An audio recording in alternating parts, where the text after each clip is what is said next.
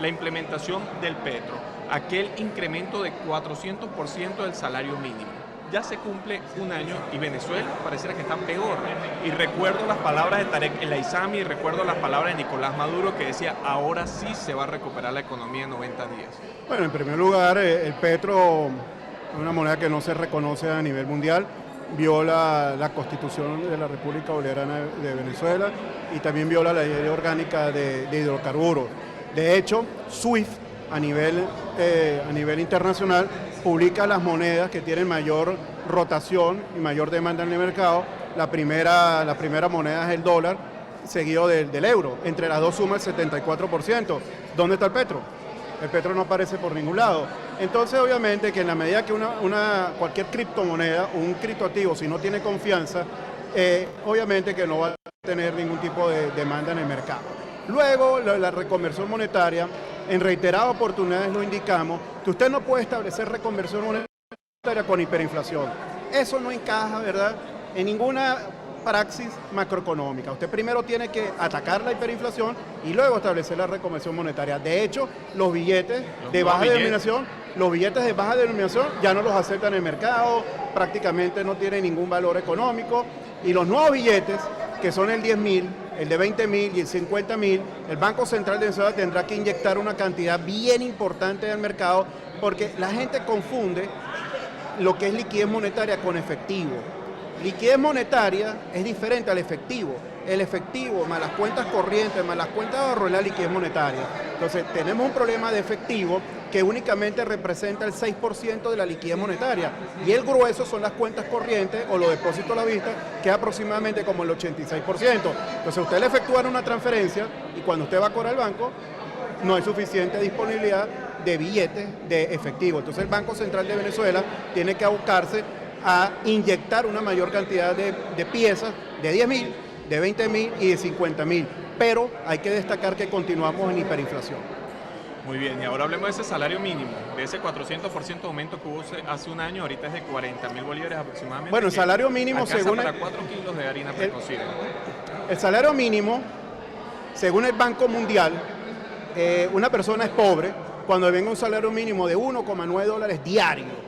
Si nosotros dividimos los 40.000 entre el tipo de cambio del Banco Central de Venezuela y luego lo dimos entre 30 días, da 18 centavos. O sea que el venezolano, el salario mínimo representa a diario 18 centavos por debajo de la métrica de $1,9 del Banco Mundial. O sea que estamos atravesando unas condiciones, aquellas personas que reciben salario mínimo, los pensionados, las personas de la tercera edad, las personas del sector público, ¿verdad?, en unas condiciones de inopia total. La pérdida del poder adquisitivo es aproximadamente como 66% e incrementando salarios, como lo ha venido efectuando el Ejecutivo, con 27 incrementos de salario, no vas a resolver el problema, porque continuamos financiando y monetizando déficit a un menor ritmo, violando el artículo 320 de la Constitución. Y hay que destacar, porque en los medios de comunicación han indicado que salimos hiperinflación. No, tenemos que esperar hasta marzo, hasta abril del próximo año, porque la hiperinflación en Venezuela es muy volátil. O sea que podemos retornar a cifras de 50 o superior al 50% ¿A qué se debe en materia? Que haya frenado la inflación? Bueno, en primer lugar porque la liquidez, la maquinita, ha bajado, ha diezmado la maquinita, y en segundo lugar, la monetización de los déficits también ha disminuido. El gasto ha bajado, pero es insostenible cuando venga un incremento del salario, cuando venga el pago de bonos, de utilidades en diciembre, ¿verdad? Vamos a experimentar otros niveles de inflación que son completamente diferentes a los que se han venido reportando en los últimos 4 meses, con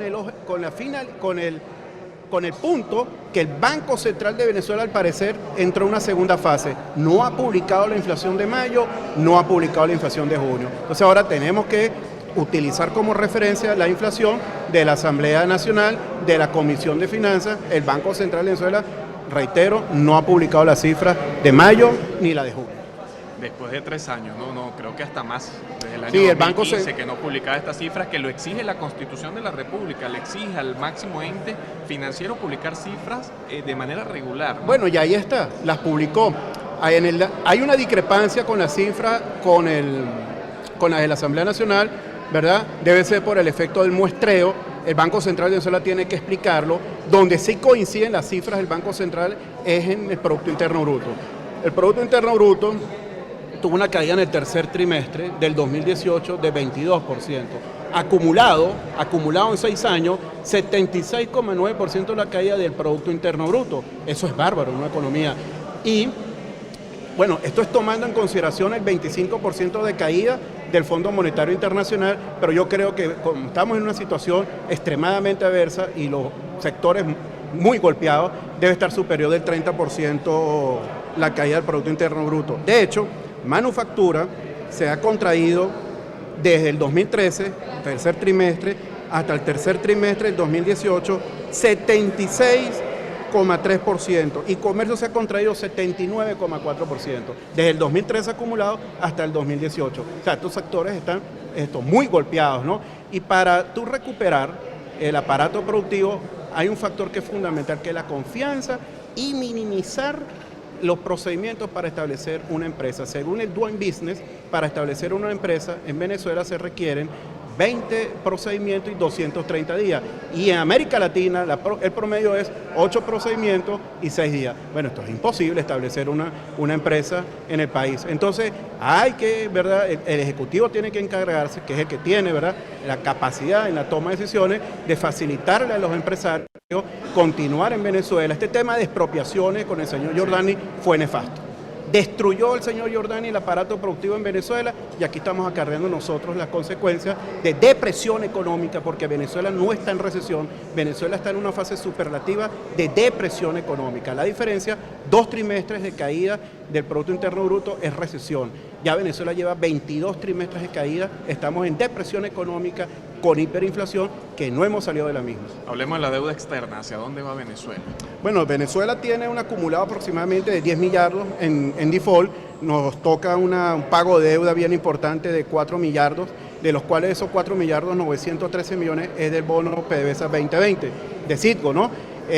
Bueno, vamos a tener que esperar qué va a ocurrir en el mes de octubre, pero continúa el default, continúa el impago, aproximadamente como 10.800 millones de dólares, aunado que tenemos un problema de flujo de caja.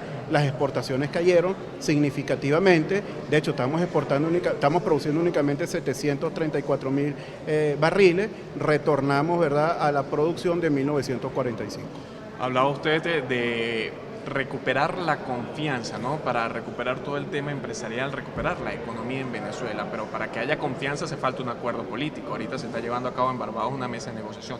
A su juicio, diferenciarlo por 2 vertientes, la parte política y lo económico. Lo político nos está afectando a toda la economía porque no hay confianza. Correcto. Tú tienes por una vertiente un discurso del gobierno central y como otra vertiente tienes expropiaciones, confiscaciones, y todos estos gobiernos de izquierda tienen que buscar un culpable. El culpable es Fede Cámara, el culpable es con industria, el culpable son los empresarios. Bueno, con ese discurso no vamos a llegar ni a la esquina. Entonces, loable, las conversaciones, el diálogo en Barbados, pero también tienes que tener respeto a la propiedad privada, porque al final del ciclo el gran motor de la economía es el sector privado del país. ¿Estimaciones, señor Cacique, para el cierre del año 2019? Sí, la inflación es muy difícil de estimar porque es muy volátil, va a depender de los promedios, como vaya movilizándose la inflación o se vaya generando la inflación intermensualmente.